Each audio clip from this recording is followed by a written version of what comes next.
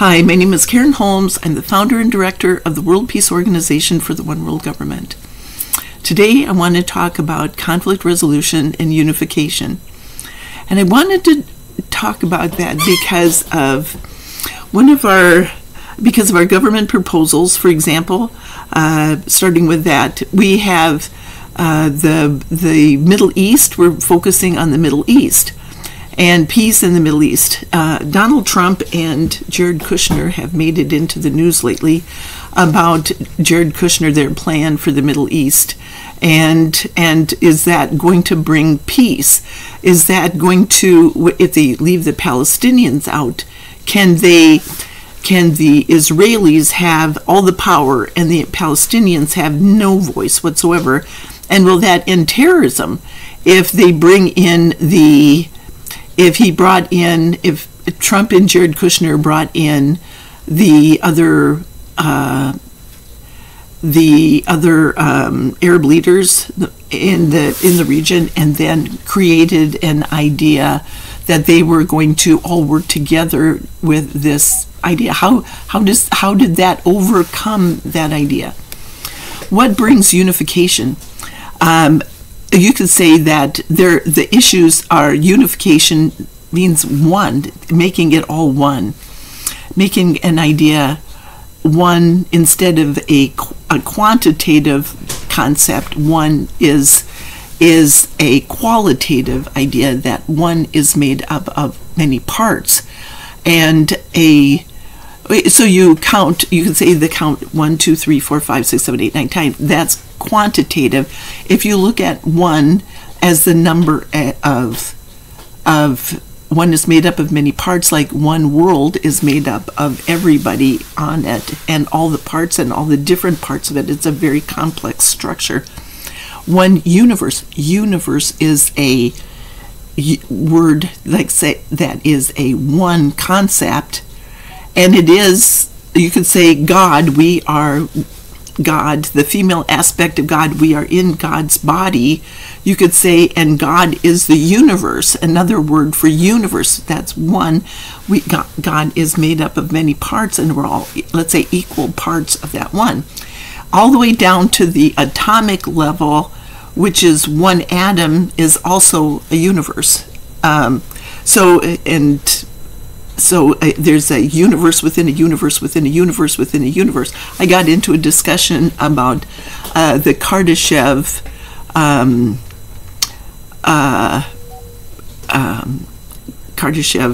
idea, and about it. It's something that it's an idea where it was based on how the different civilizations, levels of civilizations, go from being a simple idea like using energy consumption, and if you can be efficiently using the energy of let's say the burning wood in a fire, that's a very primitive civilization. But a very advanced civilization is one that is using up all the energy, is able to efficiently apply all the energy that's in this one concept. Well, if you are looking at technology and you're looking at nuclear power, if you're looking at solar power, you're looking at this and this and this and this and all the different types of energy, that's geothermal and all these ideas, the earth, how do you reach the point where you are a number one level civilization? And Kardashev said that, so they were talking about 3 different generations. And I said, so there's a question about whether or not how to define the civilizations. I said, why don't you just define it based on dimensions? And then you go, each dimension is a paradigm shift. We are evolving along this idea. We're a continuum of frequency. Mankind, the earth, basically, is all these dimensions lined up, and how much of it are we going to accept as our creative capacity? You could say we are, we're looking at as above as in heaven, so on earth. then how much of heaven are we going to accept so that we reach the point where we become gods to our own creations, just like our God is. We become universes. We become one with many parts inside of us. We are gods to our creations.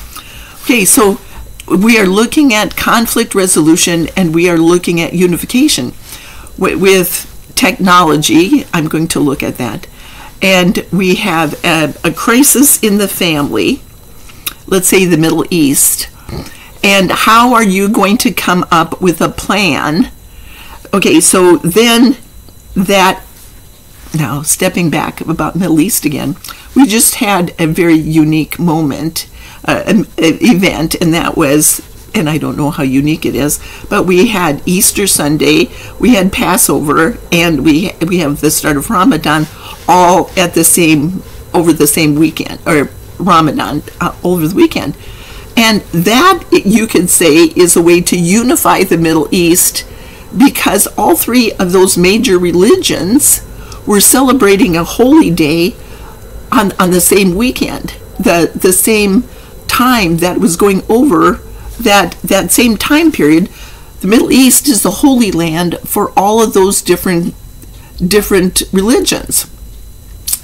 And the reason I'm bringing that up is because one of my jobs on an individual basis is to address Catholic Church in America and to deal with the two issues that the Catholic Church cannot resolve from inside the church, and one of them is terrorism as a result of the Crusades. So it's my job as to go in and to address this issue of terrorism in the Middle East. If I am addressing this issue with Donald Trump and Jared Kushner, I have to come up with a plan that unifies the Middle East, and the faith of the Puree can unify all 7 of the major religions. It unifies the whole world into an idea like technology and Kardashev. Okay, so I'm debating Kardashev right now, and about, okay, we're not going to do how much energy we're going to use, because if you can follow along with that, because if you're talking about using up resources, and you're using up, okay, we're going to empower the whole world. Where does power come from, and where does technology fit into? What are the principles of technology that we have to understand to get us to the point where we are satisfying Kardashev's definition of an advanced civilization?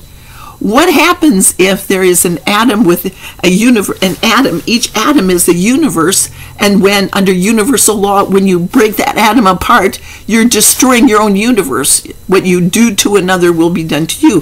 When we realize that we are one whole universe, then we have to bring in all the different parts of it, and they're equal.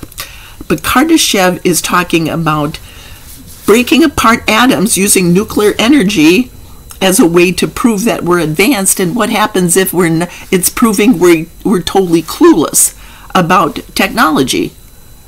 So now that's, you see, I'm talking about a whole bunch of different ideas here and bringing them all together. Unification.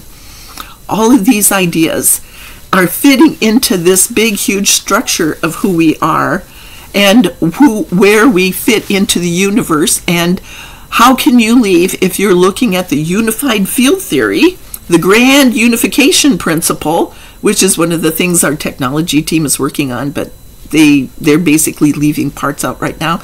And I'm bringing people in and saying, if I'm looking at every atom in the universe under universal law, and applying that on the idea of our legal system with that letter to the Supreme Court. Okay, so how can you leave one part out if it's a grand unification principle?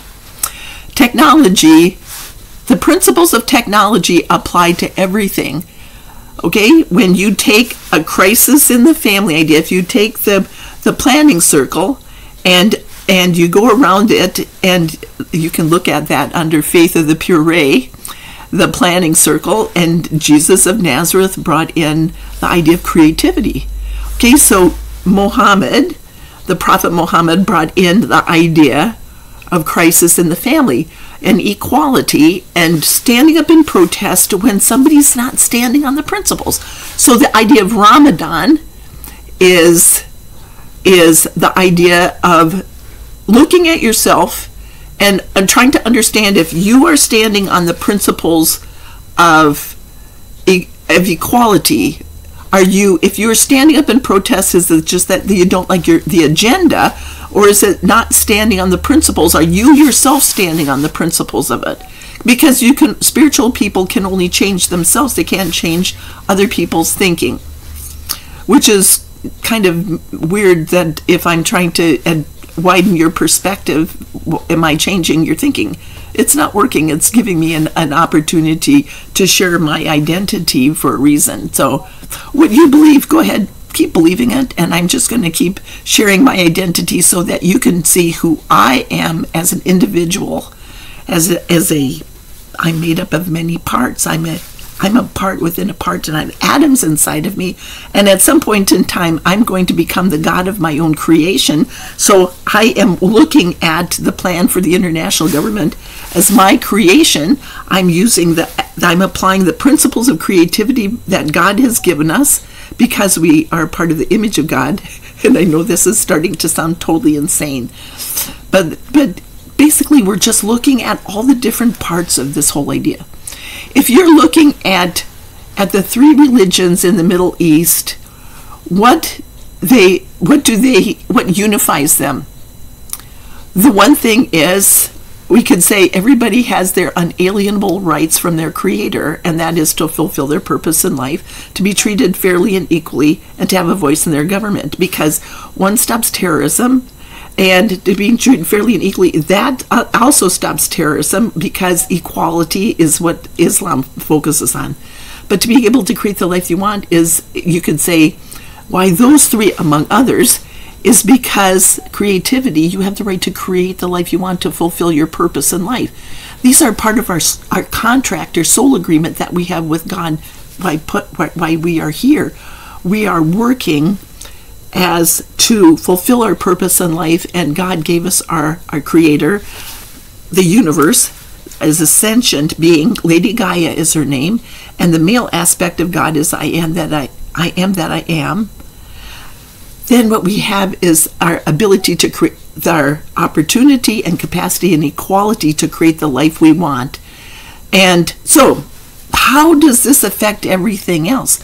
So if you have, let's say, Jared Kushner and his plan for the Middle East, is that going to end terrorism? Or is it going to, by denying the Palestinians a voice, he's denying them their unalienable rights? The one thing every person on the planet wants is to be able to create the life they want without interference, and that's one of our unalienable rights. So by changing any of these, to attempting to erase universal law, attempting to obfuscate it, attempting to rewrite history, it doesn't change anything, basically. So we're looking at the fact that everybody has the right to create their life without interference, to be treated fairly and equally, and to have a voice in the government.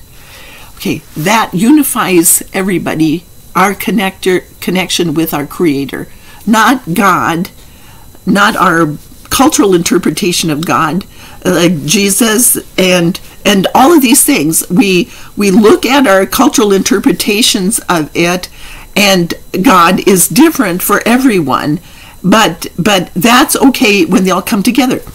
Going back to technology, so you have a crisis in the family. The Muslims, that's their role. What isn't fair? What isn't equal? What is not right? What is a problem? Then what happens is that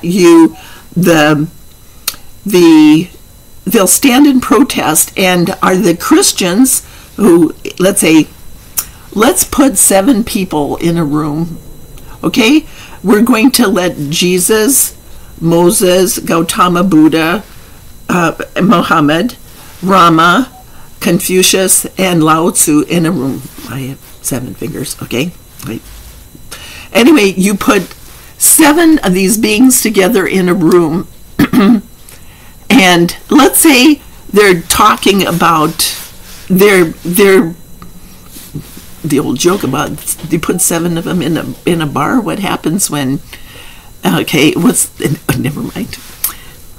Anyway, you put the 7 of them in a room. Each one, Muhammad would stand in protest, saying, "We have a crisis here. We have a problem. Is Jesus of Nazareth going to? What would Jesus do?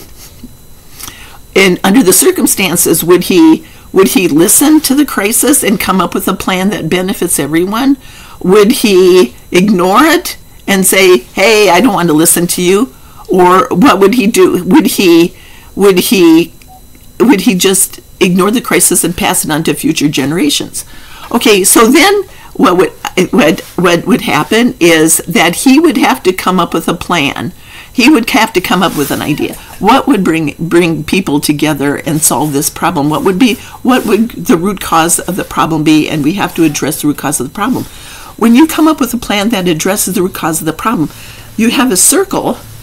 You have a circle, just like the circle that creates is revenge. You have the center of the circle, and that is a plan that benefits everyone. And then everybody shares in that idea that it works together, and they're all sharing the opposing idea. You could say that the faith of the pure ray is the idea of the center of it that allows everybody to fulfill their purpose in life and create their life without interference, and they stand on the unalienable rights. Now, if we apply that to the Middle East, let's say that they have a problem, and the problem is water. Okay, so there's an initiative in the Middle East that I saw on the internet, and where all of the people there are coming together, all the different religions are coming together there in the Middle East, and they're solving the problem of water. This initiative is not one person telling everybody what to do. They're all working together. They have a problem related to water, and they're working together because how can you say, okay, we worked on this project, we're not going to let you have any water, we're going to charge you a whole bunch? It doesn't work that way. Everybody needs water. Everybody needs to have this, so they're all working together, and it benefits them to work together on this problem. Okay, now I'm going to focus on the Middle East. That's my problem, dealing with terrorism. And I have Catholic Church in America is going to be working on that. I have my newsletter. I've got that all. I'm working on that. Okay, now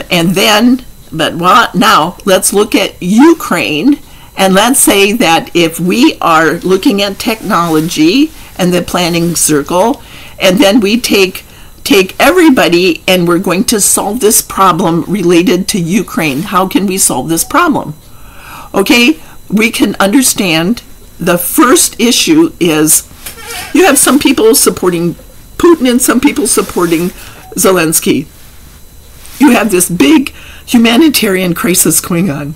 Their people are now homeless, and they're causing this problem. So how do we solve this problem so that everything happens? We work together to create the international government. We make it possible so disputes so instead of fighting, we're going to join the army, we're going to go there and fight, and we're going to carry our Kalashnikovs, and we're going to bomb everybody, and we're going to support everything. God, it doesn't cost any money. In heaven, nobody has any money. They just work together, and they manifest what they need. So how can we solve this problem related to Ukraine? We have a problem, but the solution is the one that unifies everyone and benefits everyone.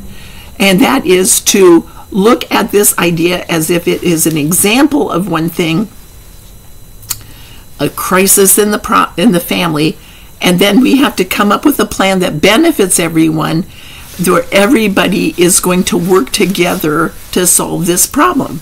Okay, we support the plan for the international government. We work to create the international government so disputes between nations are settled in court rather than the battlefield, and the money wasted on war goes to the people instead.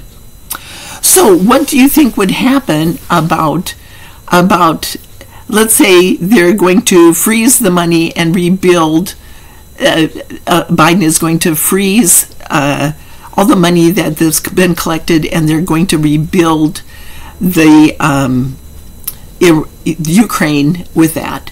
Okay, first of all, if he does that, that makes sense. You know, Putin is paying for this. He's going to get his power back. He's attacked an innocent country, a sovereign country. He's in the abyss. Now he has to stop waging war, and then he has to start to assume responsibility for doing the damage that he's done.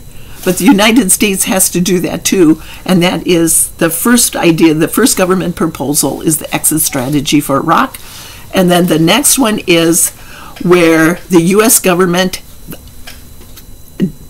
the powers derived from the people, so it's up to us, the people, to address this issue, because we've turned our power over to our government, our elected officials, and they're not solving the problem.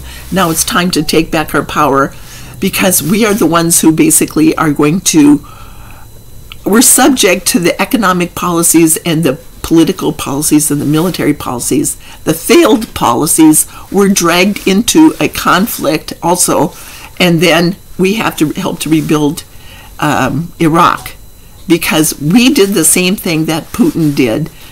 We did it in 2003. We invaded a sovereign country, and for the same idea, taking control of natural resources and strategic locations. And when no weapons of mass destruction were found, okay, so now what makes Ukraine innocent is that the plan for the international government has already been introduced in open debate, and people are trying to erase it. The authoritarians are trying to erase it, to rewrite history, to get rid of it, and basically it's time, as the battles of Armageddon, to throw one more thing into this idea. We're looking at this big, huge picture now, because world peace is very big. We're looking at the idea of the battles of Armageddon.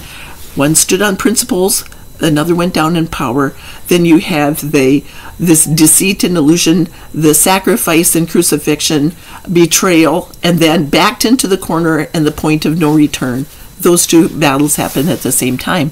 Comes down to the individual level, where everybody's fighting for their life. That's what's happening in Ukraine, is people are fighting for their lives, and they're losing their lives. God never said there are no wars in heaven like that. The war in heaven was not what people think it was. That was actually misunderstanding. Okay?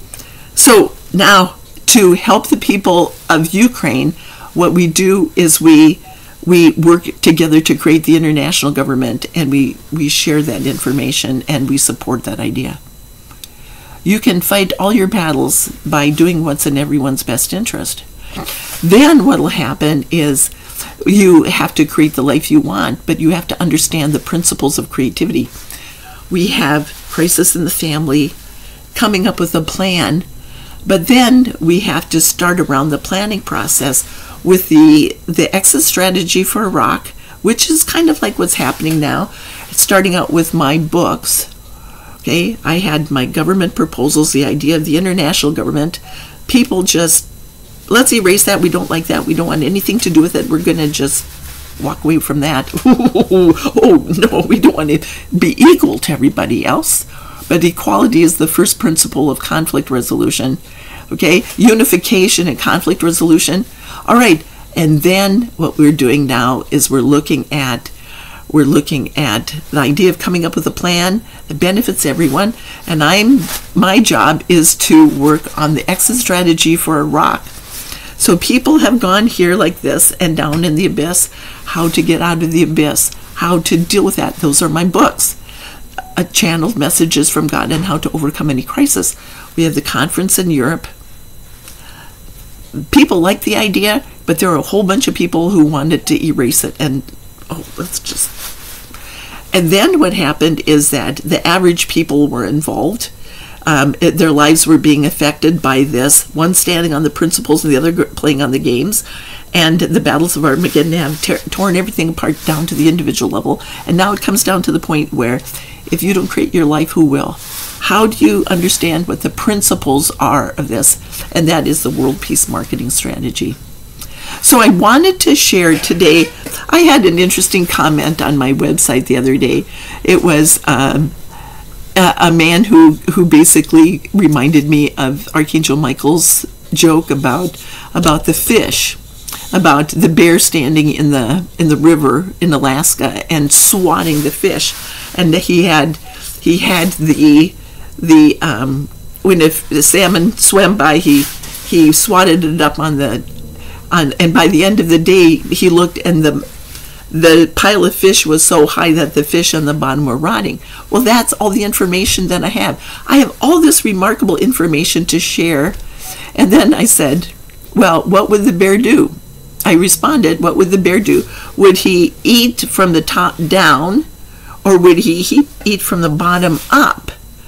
And they always have three choices. And what happens if the bear just decided to invite all of his friends and have a party? Okay, so that's what we have. This is my party. You're invited to my party. So like, share, and subscribe. I have all this information, and it's this big, huge process of unification. My idea is we've got this Middle East issue. My first government proposals are peace in the Middle East and Cyprus and the Democratic Republic of Congo, and the United States. So there's and North and South Korea. So we have these issues. All of them were these eight countries were all basically got into crisis because of a sense of judgment. So that's it. And then we're going to look at the books associated with that. My books are amateur quality at this point in time, so I can only sell them to amateurs. I can only sell them to independent members. And right now, people are, this point in the process of bringing world peace is the creativity idea. We're in this first idea of creativity, and basically this process is right here in this area of the planning process. Is called herding cats. It's the idea of everybody's running around and you can't get a cat to do anything that you want them to do, although there is a possibility to do that. And that's one of the projects, one of our animal projects.